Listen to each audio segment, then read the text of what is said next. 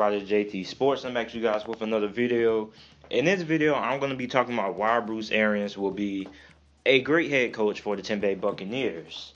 Now, before I begin, make sure to like the video and subscribe. I upload NFL videos and content, so make sure to subscribe. And also make sure to check out my Instagram page, JT Sports _, which will be down in the description and the comment section down below. So let's get into it. Why Bruce Arians will be a great head coach for the Tampa Bay Buccaneers. And my main reason why is because he's going to be able to do something that Derek Cutter was unable to do. And that was probably develop Jameis Winston. Now, when we look at Jameis Winston's career stats so far, during the 4 seasons that he has played, and he's going into his 5th season this year, he has passed for 14,728 passing yards, 88 passing touchdowns to 58 interceptions. He's completing 61.6% of his passes.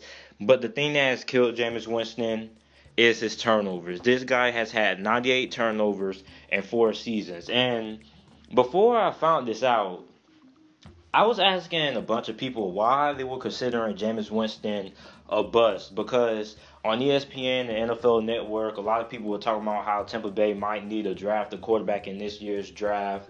Strongly believe that that will not happen. But I was trying to figure out why. How is he a bust? I was looking at his stats. I mean, he had 88 passing touchdowns so far. He made it to the Pro Bowl his rookie year. But then I found out the turnovers. I mean, this guy, 58 interceptions, over 38 fumbles. And this guy has 98 total turnovers and only 4 seasons playing. And I understand the problem. And a big problem with that was Derek Cutter's inability to properly develop him. Because you see, Jameis Winston never truly developed. He hasn't developed since he got drafted by the Tampa Bay Buccaneers. He's basically the same player that he was when he played for Florida State. Still a turnover machine, still forcing passes, doesn't really have the best decision making, fumbles the ball in the pocket a lot. That's the same thing that he did during his time playing at Florida State. So Jameis Winston, since he's been in the NFL, has never developed. He's never developed. He is literally the same player that he is in college. And Jameis Winston, he pretty much has it all. He has the arm, he has a pretty good accuracy, but the problem is the turnovers, and the turnover issue has not been solved, and he's still the same player. Now, Derek Cutter, I mean, this guy at first, he started Ron Fitzpatrick out the first 4 games of this season, and then Jameis Winston came back and reclaimed his starting spot. Then a few games later, Jameis Winston, what does he do? He ends up stinking it up. I believe he threw like 4 or 5 interceptions. And I remember that game because I had Jameis Winston on my fantasy team. And the sad thing is, I ended up losing that game because Jameis Winston had freaking negative 4 points. So his decision making is really, really bad. He's still making the same mistakes that he was in college.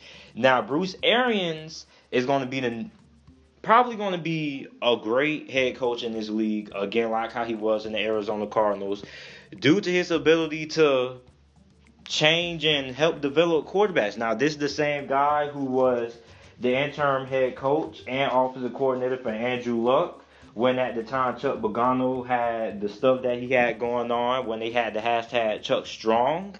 And he ended up helping Coach Andrew Luck through his rookie year, helped develop Andrew Luck. They went to the playoffs that year. Ben Roethlisberger, he was also the offensive coordinator for Ben Roethlisberger. I believe it was 2008 to 2011, I believe. He was the offensive coordinator for the Pittsburgh Steelers, and he helped develop Ben Roethlisberger at the time, even though the Pittsburgh Steelers did early on in the late 2000s had a heavy rushing attack.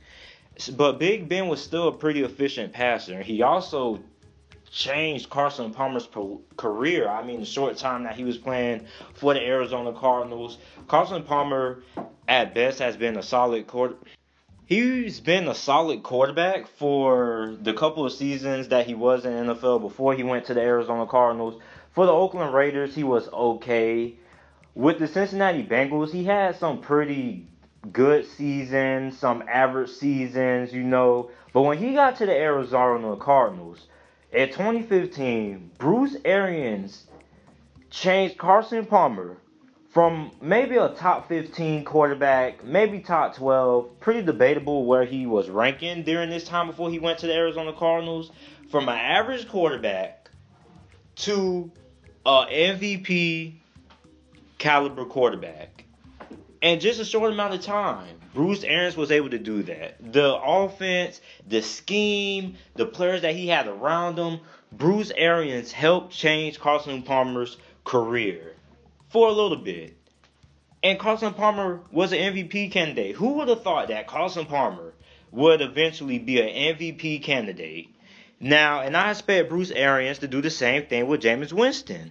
Now, Jameis Winston, 98 turnovers. Other than the turnovers, he's pretty solid in everything. He has a pretty good arm, pretty good accuracy, pretty good mechanics so far, even though I would like his throwing motion to be tweaked just a little bit.